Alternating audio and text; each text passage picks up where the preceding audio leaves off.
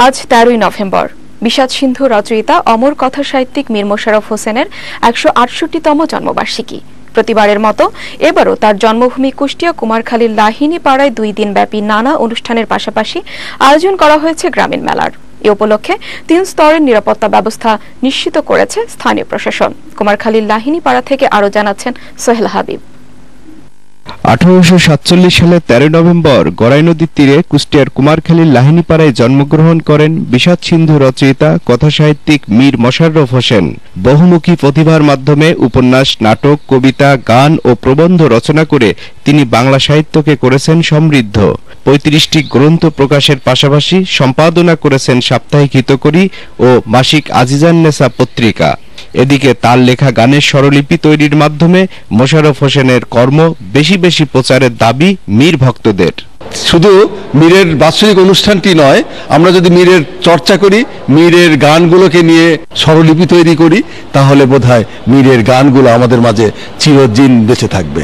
মীর মোশাররফ হোসেনের বসতভিটা আরো সুরক্ষিত করা ও কুষ্টিয়া রাজবাড়ী সড়কের গড়াই নদীর উপর নির্মিত ব্রিজের নামকরণ মীরের নামে করার দাবি এলাকার জনপ্রতিনিধি সহ সর্বস্তরের মানুষের। তার যে নামটা আমরা নামকরণ করেছিলাম ব্রিজের, সেইটি আবার সেই জায়গায় প্রতিষ্ঠিত করার জন্য সমস্ত আন্দোলনে আমি আমার সমস্ত শক্তি এবং সহযোগিতা দিয়ে আমি করব, যাতে কুমারখালী আমাদের এই অহংকারটা টিকে থাকে। ইনার যে ব্যাপক জমি জায়গা ছিল সেগুলো দখল হয়ে আছে, এই সরকারের কাছে দাবি রাখছি পরিচালনা কমিটি করে এই বাস্তবিকটা খুব দ্রুত বাস্তবায়ন করা এবং মীরের প্রচার প্রসার ঘটানো হোক। মীর মোশাররফ হোসেনের জাদুঘর হওয়ার ফলে আমরা তার বিভিন্ন বিষয় জানতে পারছি এবং তার ছবি এবং তার অনেক স্মৃতি আমরা জানতে পারছি।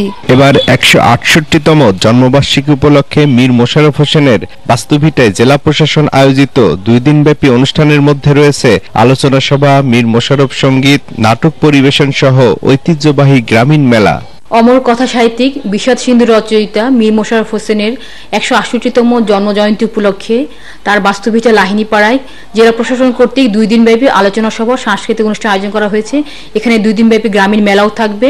এ উপলক্ষে সার্বিক নিরাপত্তা ব্যবস্থা নিশ্চিত করা হয়েছে বলে জানান স্থানীয় পুলিশ প্রশাসন।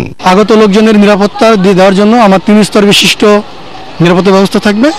আমার সিভিলের টিম পুলিশ থাকবে, পোশাকে থাকবে, থানা এবং ডিবি পার্টি থাকবে। কোথাও কোনো রকমের আইন শৃঙ্খলা অবনতি হবে না বলে আমি বিশ্বাস করি এবং যারা আগত দর্শনার্থীদেরকে আমি আশ্বস্ত করতে চাই। মীর মোশাররফ হোসেনের 168তম জন্মবার্ষিকী উপলক্ষে লাহিনীপাড়ায় 2 দিনব্যাপী উৎসব শান্তিপূর্ণভাবে সম্পন্ন হবে, এমনটাই আশা করেন মীর ভক্ত সহ সর্বস্তরের মানুষ। কুমারখালীর লাহিনীপাড়া থেকে সোহেল হাবিব, বিজয় টিভি।